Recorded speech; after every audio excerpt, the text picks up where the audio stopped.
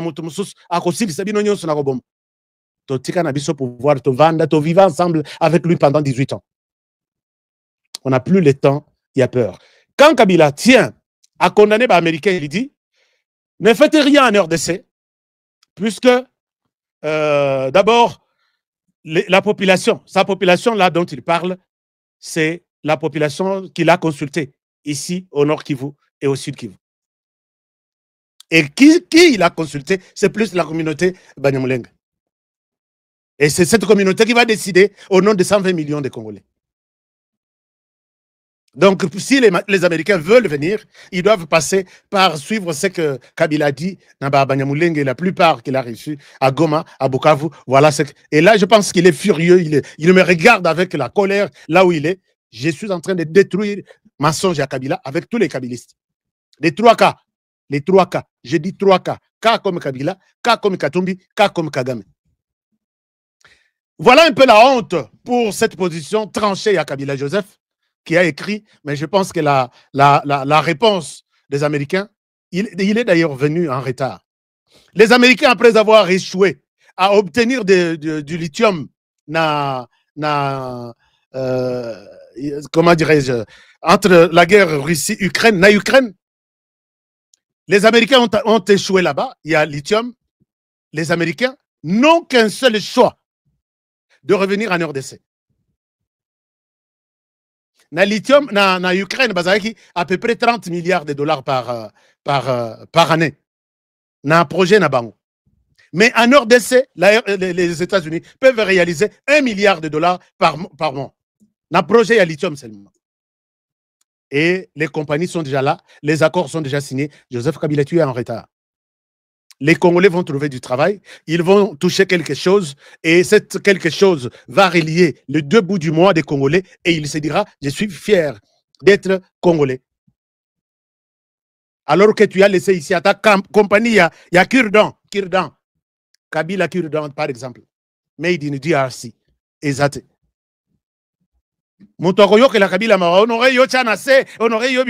Je souhaite être Bilobela puisque Kabila est en train d'insulter le peuple congolais.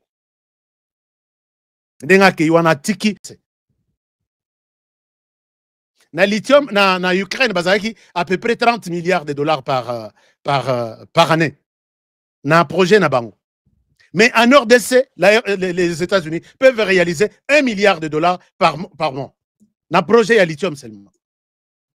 Et les compagnies sont déjà là, les accords sont déjà signés. Joseph Kabila, tu es en retard. Les Congolais vont trouver du travail, ils vont toucher quelque chose, et cette quelque chose va relier les 2 bouts du mois des Congolais, et il se dira, je suis fier d'être Congolais. Alors que tu as laissé ici à ta compagnie, il y a Kurdan, Kabila Kurdan par exemple, made in DRC, exact.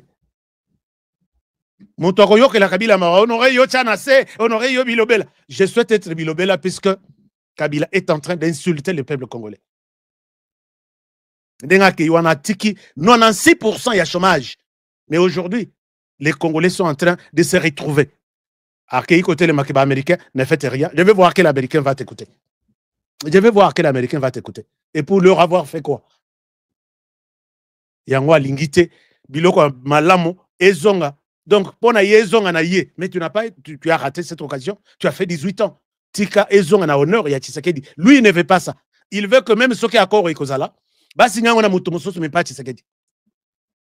Je pense que Kabila est fini puisqu'au moment où je vous parle, son procès commence demain à Kinshasa. Et comment les choses vont se passer? Les choses vont se passer de cette manière. Vous savez, Samalukonde, quand ils ont levé les immunités à Joseph Kabila na Sénat, c'est la procédure normale. Que convoquer séance, benga la personne incriminée, donc benga d'abord les rapporteurs du Sénat, a évoqué les raisons pour lesquelles on doit statuer sur les immunités de Kabila. Est-ce qu'il faut les lever ou pas? On a évoqué tout. Et Sama Lukonde a appelé Joseph Kabila. Maintenant, c'est le tour du sénateur Joseph Kabila. Passe à la barre. Les gens sont restés pendant 1 minute ou 2 minutes en train d'attendre un Kabila qui sortirait peut-être d'un coin ou de l'autre. Kabila n'est pas venu. Et c'est comme ça qu'il a été condamné. Ça sera la même chose. Puisque j'ai essayé de discuter avec une personne proche à Kabila. qui dit quelle est la justice? La justice, oh, on a la justice, il y a Kabila qui se présenter. Bon, c'est cette justice aujourd'hui et comme il m'a dit, hier c'était bon. Procès à Kabila commence demain. Kabila sera appelé à la barre. Naba, puisque les présidents de la haute cour militaire, l'auditeur général, si je ne me trompe pas, ou le procureur général, j'ai un peu de confusion là-dessus, Bolimisanga, il a évoqué les raisons pour lesquelles Kabila doit être entendu. C'est la participation à un mouvement insurrectionnel, c'est la trahison, c'est la rébellion et beaucoup d'autres histoires. Puisque toutes les preuves sont là, que il l'a même défendu, il y a eu les raisons ou les causes pour lesquelles les M23 se battent sont des causes légitimes. C'est une raison légitime. Il faut boyo kabango, bopesalango balingi. Kabila regrette de n'avoir pas exécuté le plan ya Kagame, ya Bakabola Congo. Azo regretté na minute à lobby, j'aurais dû passer à l'acte. Na évité ni Kinga. Alors, maintenant, c'est ma réponse au Bazo Salana Joseph Kabila, il risque la peine de mort. Kabila Joseph risque la peine de mort. Alors, je vais voir tout ce qu'il y a comme contour autour de cette situation. Je sais qu'on va l'appeler demain. Voici les charges qui pèsent sur lui. Voici pourquoi nous avons souhaité ouvrir cette audience publique pour que Boto Sambisa, c'est lui qui était le sénateur à vie, puisqu'il est encore sénateur à vie, mais immunité n'a pas Balongoli. C'est lui qui était l'ancien président de ce pays pendant 18 ans. Nous avons reproché X, Y, Z. On va l'appeler. Le ministère public va à Ropanza. Et puis, il va pour qu'il se défendre. Est-ce qu'il y a un avocat? Puisque le Sénat a quitté. Je sais que ce sera indité. On va conclure le procès de Kabila. Et Kabila doit être puni. Kabila sera puni. Et mandat d'arrêt Kotambola Mboka Mobimba. Nous devons voir Kabila. On a procès naïe. C'est cette fois-ci, c'est le matin à stade. Et c'est le matin à stade. Tovandi Kabila Bazo Samisaye. Mais peut-être tellement qu'il y a beaucoup d'hommes de Dieu autour du président de la République. Dieu a dit, écoutez, si vous faites aux autres ce que vous voulez qu'on fasse de vous, on risque. J'ai dit, ce genre de choses ne passeront pas, dès lors que nous sommes encore là. Alors, voilà un peu, chers amis, le premier dossier sur lequel je voulais faire du taxi avant de décoller dans cette émission aujourd'hui. J'ai besoin de vos munitions. Est-ce que vous m'avez déjà donné des munitions? Nous sommes à peu près 4000 personnes. Est-ce que je peux avoir vos munitions maintenant? Je vais vous montrer des choses sérieuses. Je vais vous dire des choses sérieuses aujourd'hui. Hein? Et un message qui doit être coupé et envoyé au président de la République. Nalingayo comme message à Lelo. Lelo, faites tout. Faites tout. Donc, voilà. Alors, je voudrais vous montrer quelque chose. Chers amis, il y a eu des nominations à Kinshasa. Vous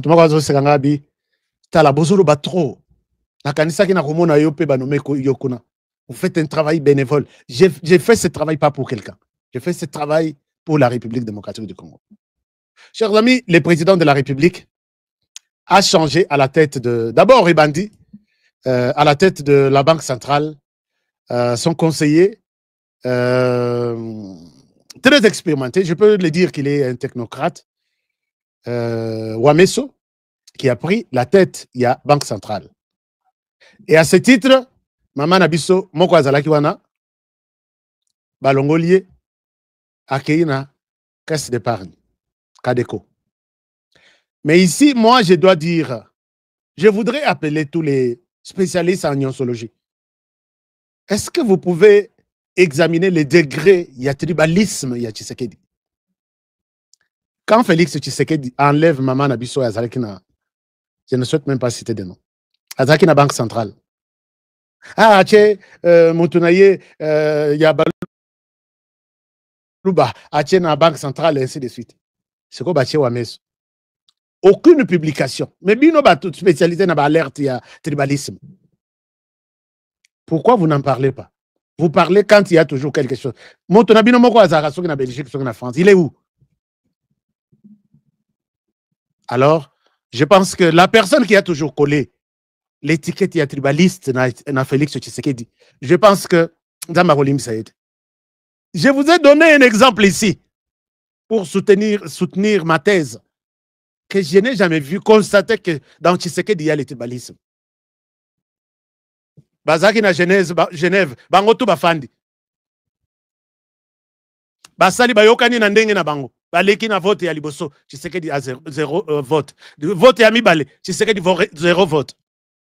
Même le président Matungulu, qui avait promis voter pour Félix Tshisekedi, a voté pour Martin Fayulu. Bakenda kokutana.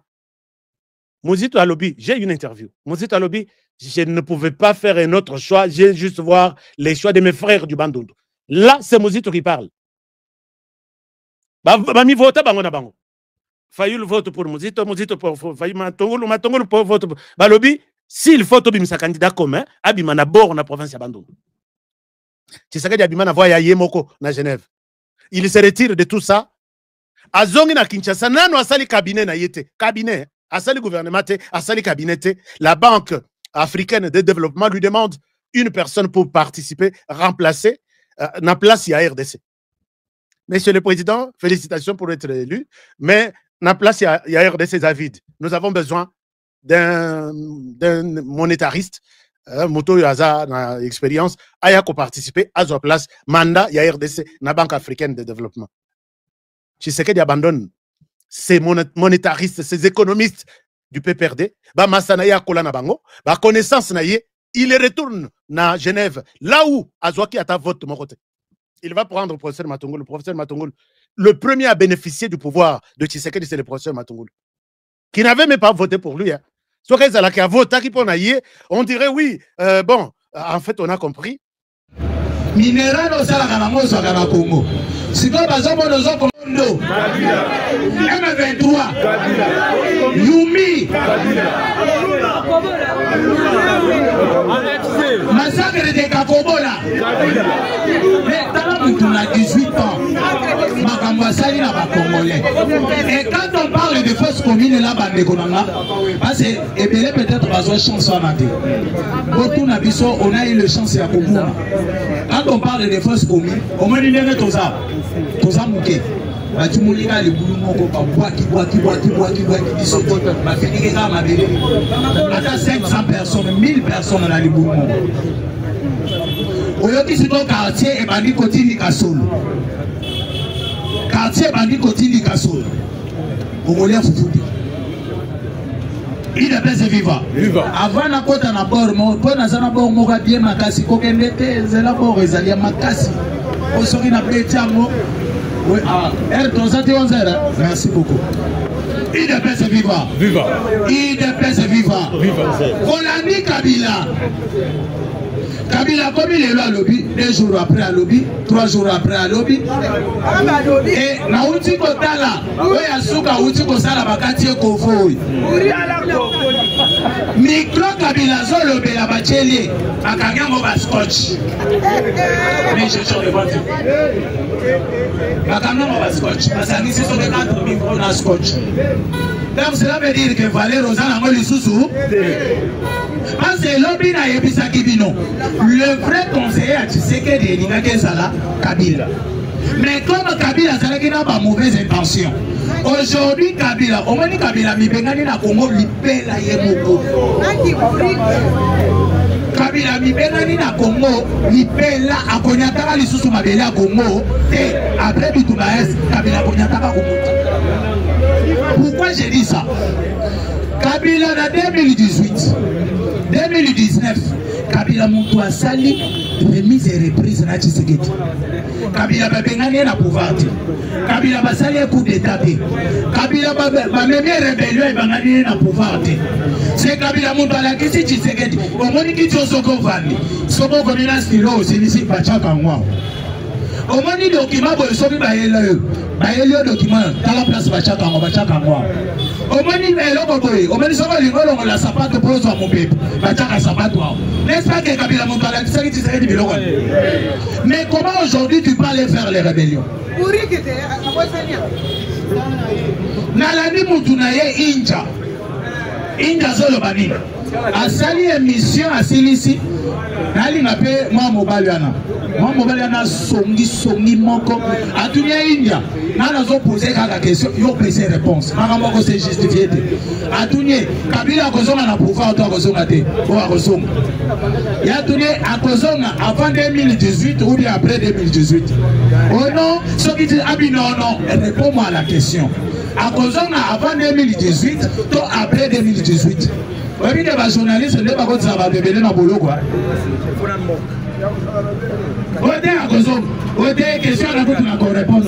Et pour montrer que Batana a mauvaise intention, il sait bien que ceux qui n'ont le bien avant 2018, Bakokana pour Kabila en 2018 dans la machine.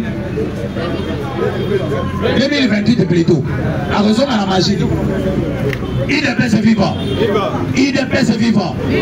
Chers compagnons d'élite, Kabila Sikoya Zoya Kobima Lobi, moi si naïe d'abord à Bandaki. Mon père n'a accueilli pour apprendre pour nous servir Mboga naïe. Si Kabila Bandaki va diriger plus de 18 ans, Kabila Prena qui n'a noté. Et je comprends maintenant que Kagame Mazala qui n'a raison que l'on a que Oza, ma Congolais a raison que vous allez mailler l'été. Kagame a ébusqué ma Rambassou. A ébusqué ma Congolais a raison que vous allez mailler l'été. Parce que n'a ébusqué que Kagame a lingi pour couper mon côté. Azoli a même assis à Yabatutu ma compagne qui va couper naï. Nobody Kagame Talia abi. Nazomo na basango. Bakomi Kaga nanga te. C'est comme si Kabila, il faut aller à Tsebe.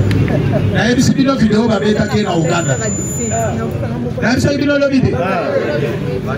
La vidéo. Kabila est raciste ici makamona Kigali. Kagame a voulu couper ça et soda. Kabila s'est dirigé vers Ouganda. Kagame a ébissé qu'il est dans Ouganda. Au solo là, Museveni. Museveni a coupé son basoda. Parce que ça déjà n'a pas basoda dans Congo. On va faire la mission Moussou na Congo. A Koki Kobalo la mission basoda n'a pas comme ailleurs. A aidé. Kabila Kei. Ereaza Nanzela. Kagame Museveni chongo chongo. A Komi Kuna Tina Bakita Vanda qui va tirer ma micro. Azoye Bate. Avant les Chines, maintenant, nous allons prendre des soldats pour les amener au Congo. Joka, Azozoye Kuna. Koto caméra, Azozoye et l'homme. Neba su vidéo et rasilisi Museveni na boy. Ayebise kopoi, moyena kota mweza te poza mezo pela moto. Zama nenge zo pela. Moyena kota kuna ezate. Parce que mutu akoti na makambo, mutu akomi sima ya Congo. Moyeto megali susu ezate. Il est bien vivant. C'est comme ça que Kabila Lomé est rabimana. Vous avez les bossos. Maëlena.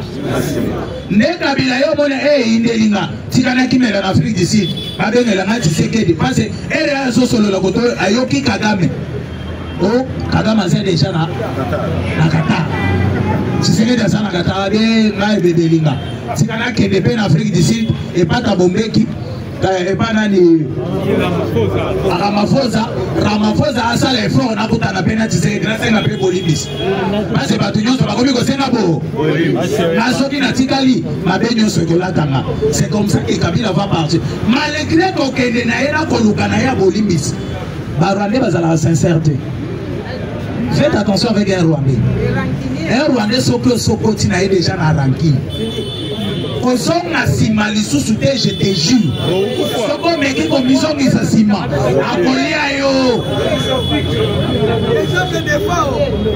Nai avant toko ta pouvoir.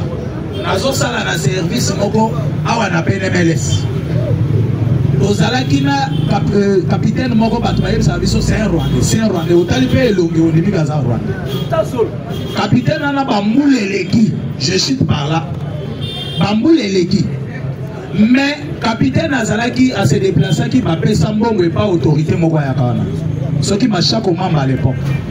bazwa mbongo wana bakabola bapesa capitaine capitaine aye kozonga ayebise tokaboli mbongo abi yo moto okabolaki mbongo ça va 5 ans passés papa moko ayokota apesi mbongo oyebi ke capitaine abandi okabola mbongo akaboli akomi epa genome akabola mbongo na sauté apesi bato nyonso mbongo esi genome ana tuni o mon capitaine kana zwi mbongo te ayebise oyebi na 2027 2017 non na 2007 ozwaka mbongo okabola nga opesanga te et j'avais vite compris à partir de ce jour-là ce monsieur ici c'est un Rwandais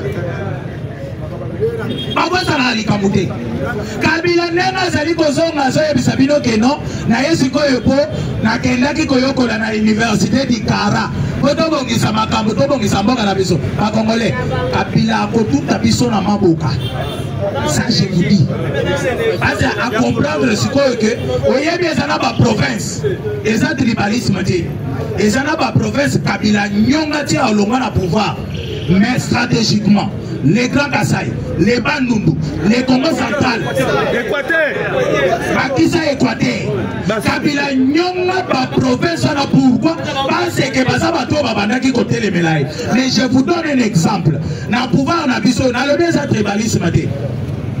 Province nini Tshisekedi da tongi makasi koleka katanga. Koleka grand katanga. Ezati. Mais bato batrahir Tshisekedi makasi na pouvoir mais bazotelemela banani mais pourquoi zotonga katanga bazaza chef de l'état olingaye te son problème c'est la République démocratique du Congo il ne peut se vivre surtout qu'il y a katanga otali bazele tongami na katanga na Congo eza na province ata moko te soko tali ba hôpital tongami na katanga ba école na province na Congo eza na province ata moko te mais Kabila boya Kasai aboya Bandundu aboya Congo central aboya Équateur parce babandaki ko s'opposer na est-ce que c'est ça être un Congolais à cause de la bongo abandi na Bandundu desa na tiralo na mai so bi mana pompe te tina longa Bandundu mai so bi mana pompe na monati bandeko yo moni abawewa bayotona na Kinshasa bayana esengo te Kabila coincé les Kasaï jusqu'à la moelle épinière. Et je vais vous montrer. Merci, une minute. Je vais vous montrer quelque chose. Et Basali Kokabola, ma province, Pregoma 26. Modala Koma Kabila et Isola Kasaï. Et que ce qui fait Mouchima, Eza Sankuru, Nakabinda. Azumi Baliana commissaire de la province au Mali au Sankuru. Déjà Batouana Baza na taille pour développer d'abord province la Bango. Makolinga les sous comme ma bilo va me la embouchement été. Zaleko dans l'embouchement été salinini et Koti. Azui siko yo kananga. Aïbi que kananga ce qui fait kananga c'est Mweka il est beau et consort. À Katia ma commissaire de province à part. Kananga siko basé la bilo va bolia non et à Kati. Il faut y aller à Kananga, atili la mbouchima na mwenedit. La kuna. Et c'est comme ça que Kabila nyongi Kasai na lenga black. Ayeko so bandun. Yada presse à 1 mètre na bandun. Kabila salate. Asalate. Na Congo central ozomona oyi. Ezana bazela mususu soko koti. Oloboza na kati ya forêt équatoriale. Na kotiawa na nzela ya simandako na baluki kindongo kingamankoyi kindongoloti kitsamawata kimvula na keobima na lemfo na baluki na yobima na kisanga mais otali nzela na tosala na mutuka na suki wana merci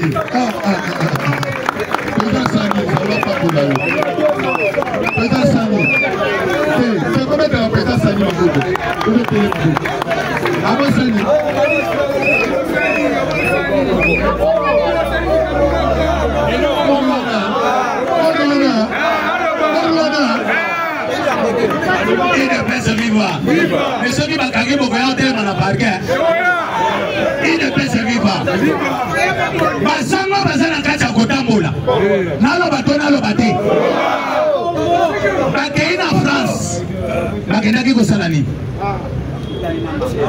kokutana na Macron mais taloko bazosenga eza bakongolais to eza bafrançais pas répondre pour le baboro mona lumbate alors que bazo bangote tolo bango bazo lo bana muno to kende na logique ya ba français te bango na muno ko la bango ba lobi talo ke za bana ya ba congolais si quoi rapport da ke o sa pas Macron ya nini il ne peut se vivre tous les groupes rebelles à l'est de la République et Sanganaki est comme groupe Moko M23, vrai ou faux? Groupe rebelle et Abasango et catholique. Fondé par les catholiques, c'est un côté. Ils ont un groupe rebelle à l'est de la République. Et elle va 4 groupes dans Bango Mapapou. C'est comme ça qu'on s'est rallié maintenant à M23. On va continuer à couper dans Bango.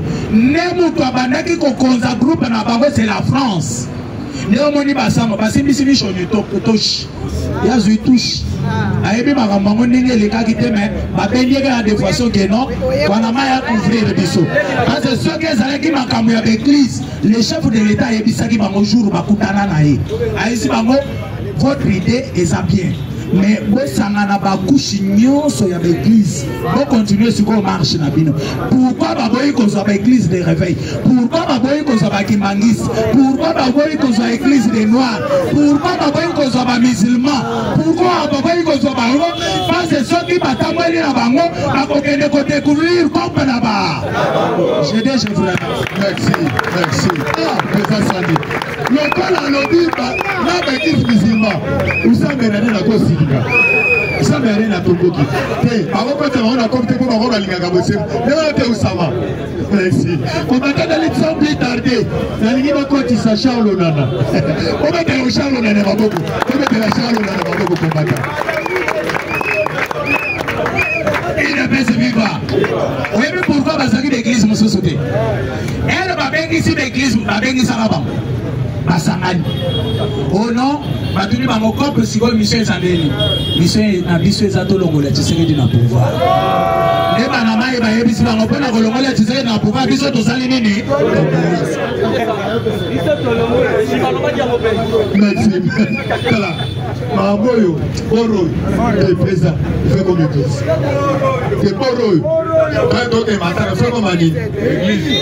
Chaque dimanche, papa, alors on fait ça à Congolais, on fait ça à Mangaka, on fait ça à Mangaka, on fait la maison à Mangaka. On va tout le temps, on s'en va sur le. On met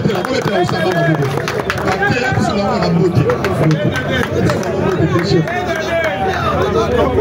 au monde de la ville, il est fait vivant. Vivant. Bon, merci, merci. Victoire, les gens, on a eu ça. Merci. Merci.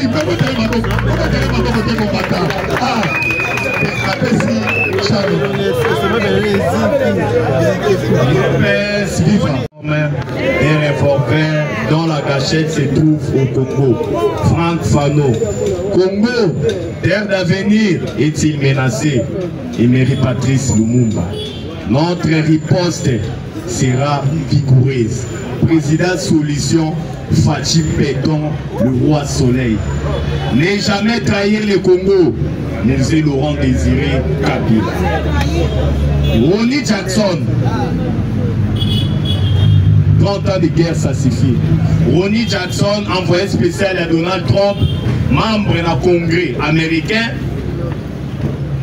après avoir comment on a fait les 16, dimanche passé, Aya Moni Sassou, Aya Mona les sanguinaires Paul Kagame. Basolo Linini, tout le monde a qui fait béton dans les sanguinaires Paul Kagame, na Qatar. Nadoua. Ça a dialogue pendant 45 minutes. C'est faux et archi faux. Il y a eu des impositions. Tout le bac, les relations entre les États sont basées par les intérêts pour le développement. Qu'est-ce qui se passe dans le nord, dans le sud Kivu? Précisément dans le nord Kivu. Dans le territoire de Walikale. Où les hommes nés de Kolika Rwanda. Où les Walikale Mobimba. Mais non. pour la déformation. Walikale les amenés de Koleka Rwanda. Donc on analyse encore la diplomatie agissante à Fachi Béton. Kabila a parlé après avoir posé la récine à Tabombeki. Erreur n'a commettant pour la soutenir Tshisekedi en 2018. Pour analyser à Awawa, le 4 avril, le Rwanda sera sanctionné par le Conseil de sécurité des Nations Unies, l'organe suprême à Mokili. La résolution 2773, ils allaient rien que ma condamnation. Ils allaient rien que pour la Rwanda, ils ont Congolais, ils misent pas militaire. Mais le 4 avril, Conseil de sécurité a utilisé maintenant la sanction proprement dite. Toujours a déjà opéré un embargo sur les armes. Les armes de c'est là. Pour le Dieu congolais, congolais, sans plus tarder. Bonjour à tous d'abord. Bonjour. Ronnie Jackson, envoyé spécial à Donald Trump. Dimanche passé avec Okuta na Fachi. A Solomé na Fachi, Naïbi Sarabino, Congolais de père et de mère. Accoutrement dans la diplomatie à un langage. La salutation dans la diplomatie est un langage. Tout geste, quand même, dans la diplomatie est contact. Quand nous avons le même accoutrement, Joe Biden est en Angola. Il a télé. Tous les présidents avec des vestes et cravates, mais Béton National à la Tine a compris. Il y a un langage. Simple. Ils ont l'importance de il y a un moment où on dit Jackson aïe, non, on a tiré un ami qui salutation. A panzi il fachi le boko fachi pas panzi a tcheboité ma panzi a ningisani a ebisi fachi partenaire privilégié yango bomoni Sénat il y a États-Unis a voté résolution Mobimba pour soutenir Fachi Béton et le peuple congolais a opposé un Salamo à comprendre les gens manger alors bien Tshisekedi a cédé ma minerai na biso pop américain pratique à la santé dans le pouvoir à comprendre déjà à comprendre les relations entre les États sont basées par les intérêts mais il faut être visionnaire et ça logo Facha a tellement la vision moko a anticiper ma gambo le yasone la dama gambo livance na matali koto esimité activer koto longi yango tolobaka azala na mandat te aza na mission mpona mboka oyo tobetela no Béton maboko Béton national le roi soleil Fachi solution Ronnie Jackson ake okutana na les sanguinaires après avoir okutana na Papa Sassou ayebi Papa Sassou oyebi ya Papa Sassou azala suna biso te nasi tozalaki kotia ye tolongola ye Ronnie Jackson émissaire ya Donald Trump ayebi Papa Sassou tu devais s'impliquer na mambo ya Congo otika jibasho bozosala Congo efo ezala na kimia po biso baaméricain tozwi Congo na maboko tozwi koinvestir tolingi kimia bino nyonso boza koentoureke au Congo omilite mpo kimia ekota Papa Sassou na hypocrisie azala na balobika iyo Ronnie Jackson abi na osuka wa te il faut nakende komona les sanguinaires Paul Kagame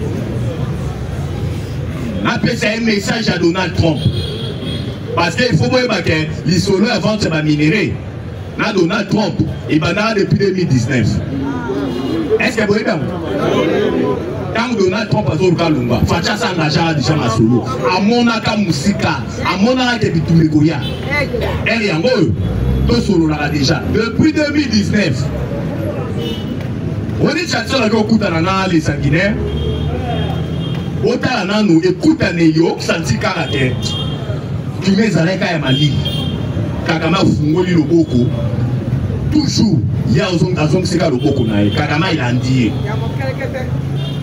Enfin, mais selon les informations de notre possession, va épouser Ronnie Jackson et Ebissu Alobi. Ils sont des superpuissance. Il y a Yambouna Moukili. Donc, ça, là, partenariat gagnant-gagnant dans le Congo. Minerai, sécurité, États-Unis, tu retournes là, tu peux ça va Congolais de ça là. Mais tu es au bien dans ma touille. Le premier épisode que dans 8 jours, il faut que ça va militaire na homme. Par rapport aux Nations Unies, là, ça noir sur blanc, yom tu bomis ça va Congolais. Au bomis si va 30 ans, ni les si la raté. Il faut que ça va militaire na yo dans Congo. Message moi Congo na yo. Selon l'information, et le Kagame, ça a un peu crispé. Des moutons, Siliki, ou Drenene. Au moment où Mobutu, Maréchal Mobutu, c'est ce que vous pouvez doit abandonner. À saler là qui va occidentaux, trop. À saler là qui va américain, trop.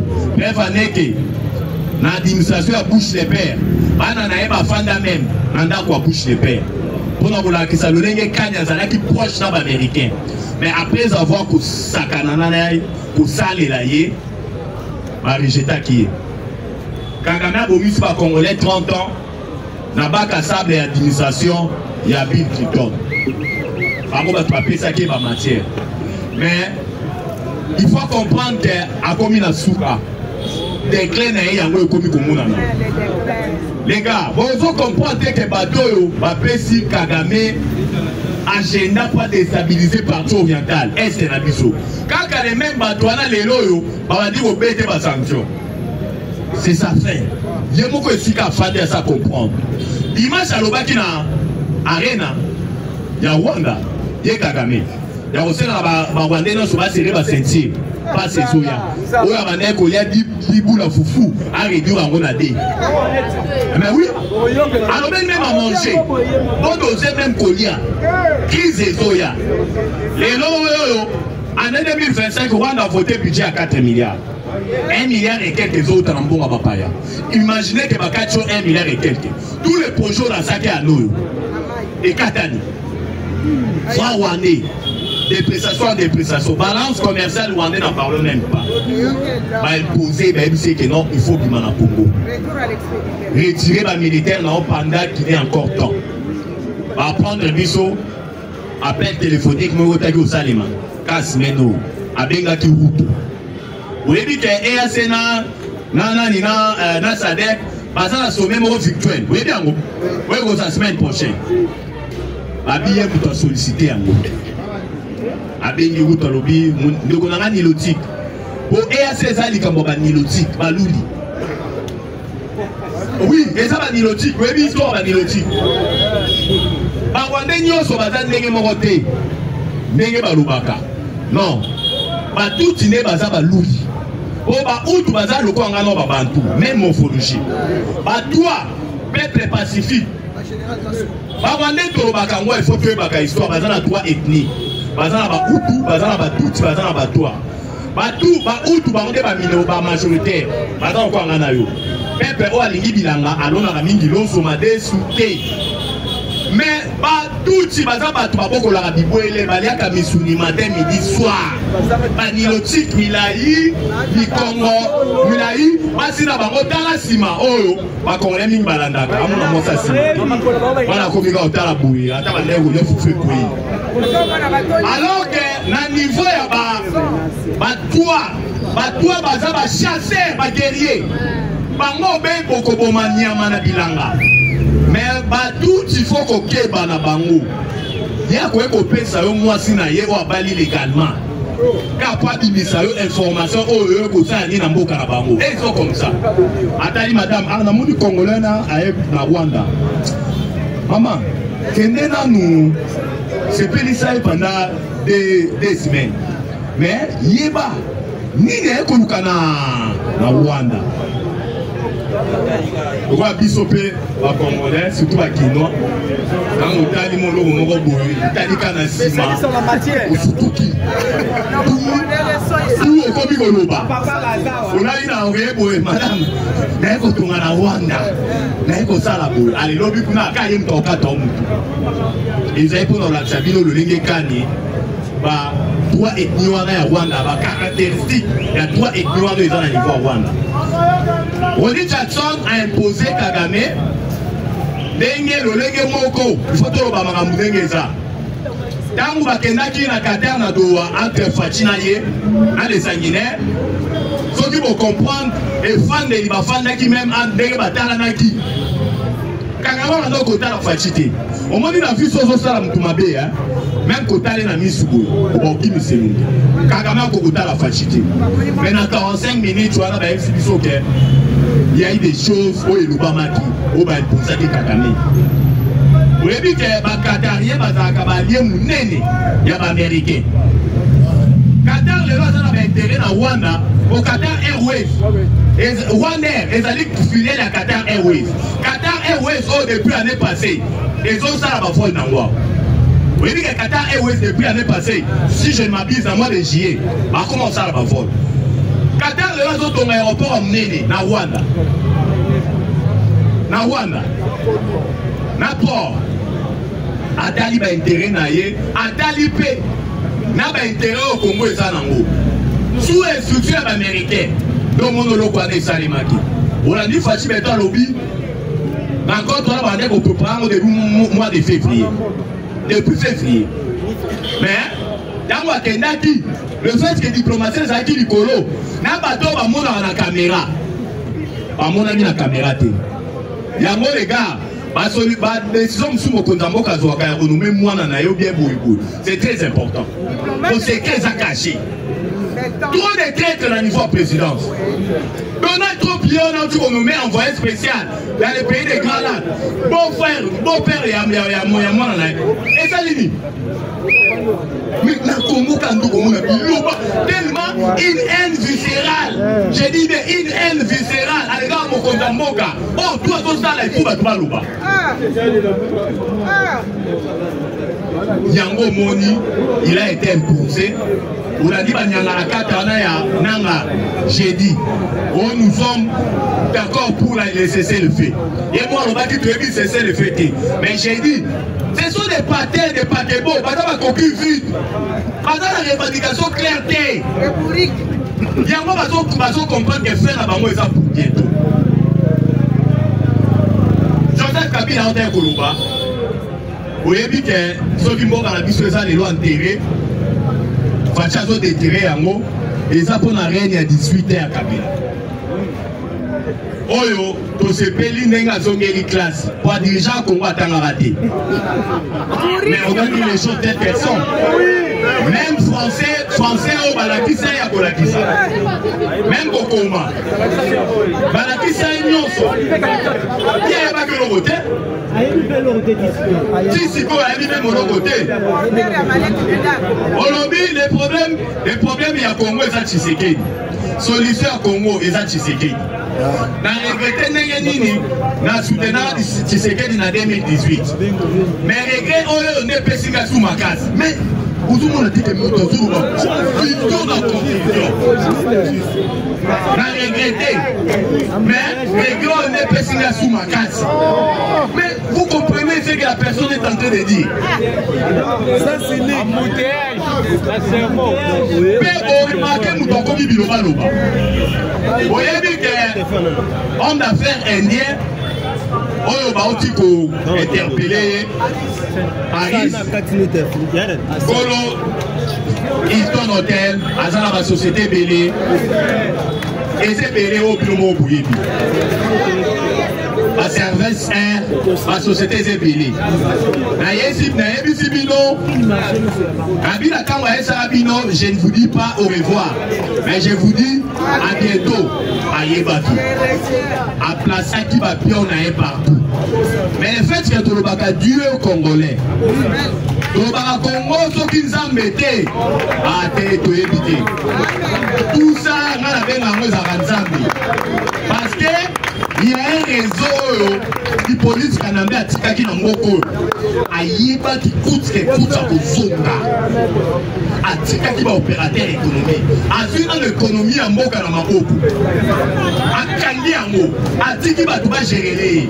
Mais tel en fait que ceux qui a ça te faut sentir que Oloko Boebungi, Oloko Boemati, a créé ma Mobondo. Pareil à Mobondo, c'est Joseph Kabila. Pareil à FCN 23, c'est lui. Mais le fait que Zamba Lobaki 2025 est année à Renaissance, les années au Congo aux début, il y a un monde union sur toi sur ça là. Ils ont qu'à la guerre de l'Est. Qu'est-ce qui se passe dans Nord Kivu? Qu'est-ce qui se passe dans Walikale? À niveau Nord Kivu, dans Sud Kivu, dans Sepeni, dans Aluba, il y a Pitakwira. On en a qui non? A qui n'a qui mobiliser le biba wazalendo. Awazachou. Na Uvira. Aïe ici ba moi le pose à la déterminer. Au moment de ces gars on a banyanga la carte M va me kasouté. Le fait que bazo kufa trop dans le village où va bien kasiba. Ceux qui ba yeka bazo boma bango. Bazo kufa tellement fort. Moi pas bouger ça té. Mais à niveau, il y a Nord Kivu, précisément à Walikale. Walikale est qui wanda na mnene. Mais pourquoi ça binoté que Walikale les armes à vous 23 les gars. Quand on a un coup de bêta, Walikale RDC, pas plus sous superficie. Au bétino à Rwanda. Rwanda dans la superficie à 26 338 km². Walikale si je ne m'abuse, ça va 27 000. Aleki Rwanda na mnene Walikale territoire Walikale la province ya Nord Kivu. Cela veut dire que banyangala kata oyoyo ba mekaki ko sala ba aventure na Walikale centre. Oka ki solobi lobi Sukhoi 25 et Mataki ba drone na biso ba chinois ba tekela biso malgré ba tekela ba Rwandais ba ti drone ba matisa ka lobi et sala ki musala. Si 22 heures et bombarda qui a des ordres, Mangweri a des ordres. Mangweri va qui m'a makasi Nambangweri, ma militaire rwandais. Batwa Milayu va qui m'omni. La douane et Sali Moussala. Malgré ça, mais va prendre le bison à Moï. Petit porteur Moï Kitaki. Et Kitaki n'a. Aéroport ya nini ya Walikale wana babinga ceux qui goma ceux qui takoma ceux qui goma et kiti mais et ça qui mouvement moko suspect alors bien on dirait qu'il faut quitter ça mon continent ko wana et puis mati population tapis cette information après basuko et komanda et bombarder Walikale centre c'est quand même 23 zala qui en désordre ba drone c'est H4 bombardé. Na niveau ya Bunya, commandant na zakuna lobi anga na liba ventilité, et na tina qui renfort. Lobi ni essayer la rater. Au moins les musiques bien 20 ans côté en facilité. Complicité ça dans la kacha. La population est ici kawana. Mais les gens là militaires au lobi de lui pour battre, officier supérieur. Au ba renforcer qui va militaire lobby, bombarder mais ça les mettre à désordre. Et puis oyo bakangama qui bakangi oyo bakufi Rwanda baza na armée à 33 000 hommes baza ko prendre biso que sous Fachi depuis babanda ba frontier sous nous Laurent Désiré Kabila avec AFDEL pour AFDEL les autres ba Rwandais balobi na aventure wana bakomaka pas même 500 militaires Rwanda bakufaka tinenga AFDEL azwa ayati bakoma pas même 500 sous nous Laurent Désiré Kabila quand babandaka ba aventure na bango balobi bakufaka bakoma ati ba mileke oyo botupa bango na bandia et bakoma ati ba mileke sous Joseph Kabila kuku fois ba yeba ke lo babandaka ko ça et balobi sous Fachi Beton ba Rwandais basi bakufi plus de 8000. Les gars, on a chiffre. Bakufi plus de 8000. Ceux qui sont en armée à 33 000 hommes, Bakufi plus de 8000. Vous perdez combien de pourcents? Les gars, ni les la raté. yango bomoni na Walikale bakufi moment je vous parle situation ça sous contrôle tozo chiter na diplomatie à Gisacha mokonza mboka oyebisaki bino opposition toza nango wana opposition te Kondo Etienne Tshisekedi wa Mulumba de res mémoire alobaka alobi quand l'IDP sera au pouvoir papa alobaki quand l'IDP sera au pouvoir il y aura plus de l'opposition yango opposition mobimba même journée ville morte opposition la journée ville morte même journée ville morte à Pamba même pour rassembler même à 1000 Congolais mais on se confie dans Moutoumoko IDP c'est ça là qui est salié et puis si nous a comme secrétaire général à Lukuta les lois comme modèle a Tongi résidence de Ewana na Kingabwa na tamuke azwaki mbongo wapi mais les lois bato bakomi kokenda la kuna tala bakongole na ebitiso ezali folie de grandeur tala bakongole na mboka oyo il faut changer la constitution. Pas distraire sur la bitoubate. Donc tu as la deux partis. Donc tu as la socialiste, côté de Totikali, gauche droite. Parce que et maintenant les partis politiques, il y a des zones symboliques aussi. Il y a des zones symboliques aussi. Il y a des zones qui Congolais surtout diplomatie agissante à Mokondambo Kabako Sabinoté. Et le masque des milliardaires américains a été coupé micro-électrique. Alors, il y a des militaires au Congo. Et le masque n'est pas n'importe qui. Oui, la société n'a été cela. Allez, mener trop milliardaires, le premier milliardaire dans le monde. Oh, les lois continuent à avoir et tout le monde est fait là. Tu sens que les Américains, par contre, ils vont s'imposer si cool. Il y a un autre qui la paix a changé de côté. La patrie ou la mort. La patrie ou la mort. La patrie ou la mort. Ou la mort, nous vaincrons. J'ai dit et je vous remercie. Ciao.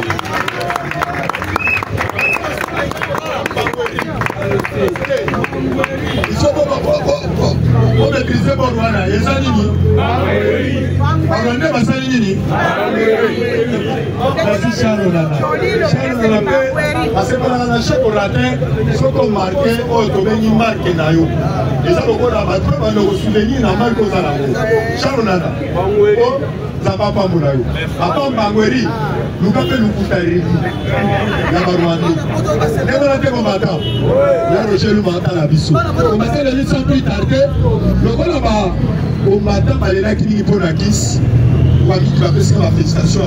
Avec cette donnée, on s'est la kiss au domaine il y a Imoraïd. Là, au domaine il y a Prosad. La Prosad, il y a comme à Toumoul. À Toumoul, on va Toumoul, il y a rouge. On va poser la liboso. Au chauffeur, Maïma et Toki. Ici, Maïma a assez. Aujourd'hui, on m'a tout posé au Kaukawana. Il y a ma casse et au Kauka, il y a l'Ikolo. Au Tchango, le Tchango est à la grande quantité. Mais à la moitié délai. Au Tchango finiki, Maïwana a utilisé d'âme. Au Salamo pendant une semaine, c'est l'homme malade aux allées. Mais après, c'est le milieu à Imoraï. Là où on est à Mokongo. Imoraï, on a présenté qui. À son peu, ça dit non, sous les lots. Chaque samedi, il faut appeler ça innovation. Pour que nous puissions faire la presse, nous utilisons la bâtisse à Mungamba. Nous étions au matin. Donc, il est à Mungamba. Après, ça donne les lois Imoraï. À son côté, à boire pour la chaîne, on va vous combattre. Après, on peut s'applaudir. Bonjour, bonjour. Voilà, on a toujours dit ce qu'on a dit.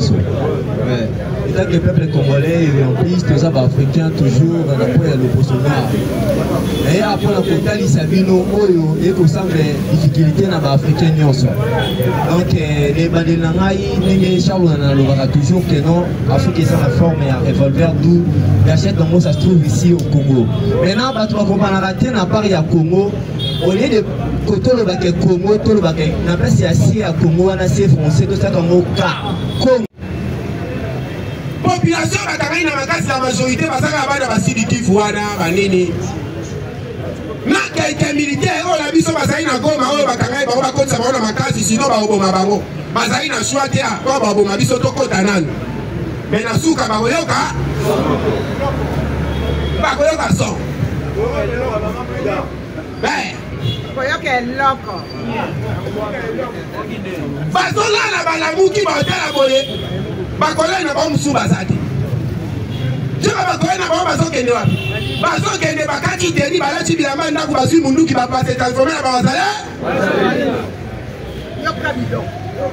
base transforme na bawazaleni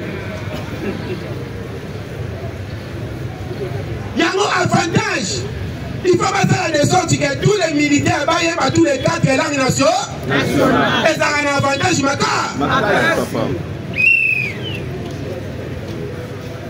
le problème est ça na buka fezane ba soda wana ba congolais sali ba mutema bien te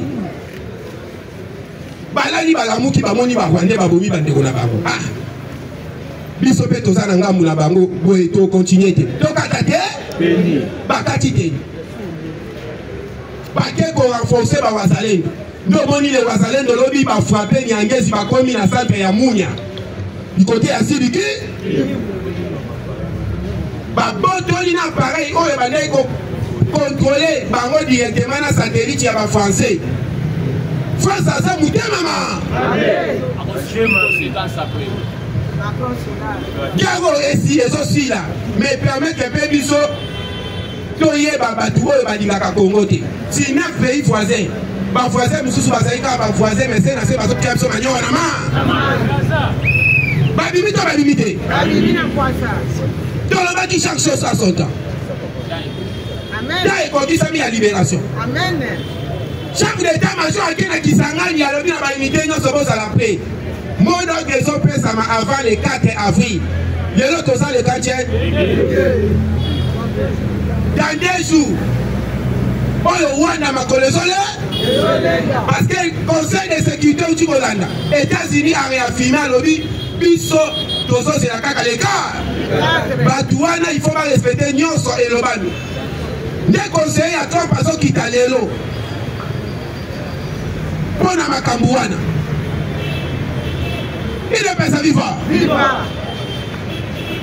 bananga bakomi koluka négociation bake koyebisa presse ya Qatar aplaide pa baaméricain balimbisa bango bazokite Congo nzoka Sadek asalaki bango piège Sadek abandaki kozela kaka azwa espace boye to boye te asilise bango document nde eza boye biso na bino il faut tozala kitoko tokotouche bino te bofacilite biso tobima na babiloko na biso na bamboka na biso respectif basigné ntango kaka basigné eloko wana nzoka bakwei na muta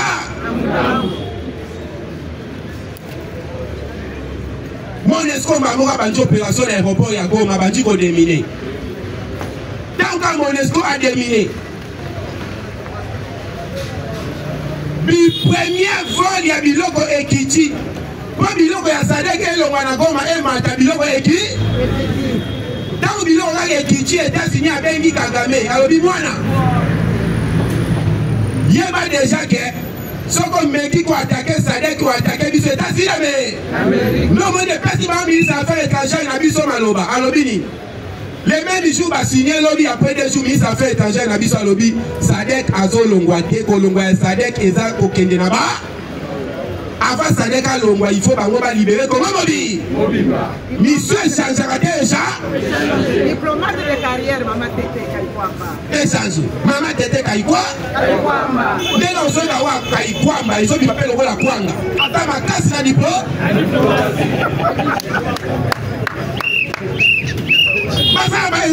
il faut le vérité ça va ministre oyo vraiment baso mérité batika la kaka na fusion chef de l'État batika la fusion chef de l'État maman Thérèse Kaikwamba il fatika ba ministre ba fie na ngai oyo Yaspa ona Didier Bouli banda koma ministre ya sport ezonga elenge yo pale koma opération 3 points tension équitable tous les sports ekufaka elamuki na bamatch ya bahandball ekomi ele babeta dide vudi munana maboko mais bamisusu batikali wana na muke gouverneur ya banque atravaille mpe na ministre ya finance mpo na salaire ya basoda bamisusu batikali wana liba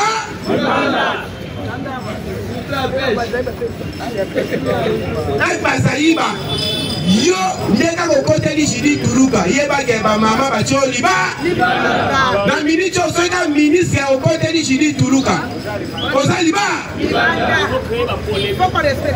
respecte vision ya chef de l'État fati ye mokomani afati atambola na sens unique moi de la femme a clôturé moi de la femme na maître abomi mutu fiston yoka komba mutu akufi fiston ntango nazoyoka kombo wana na obule bango grand frère na nga mpe kombo ezaka fiston donc tuluka yo bomi grand frère na ngai yebake ozokota bolo merci komba merci Nzamba.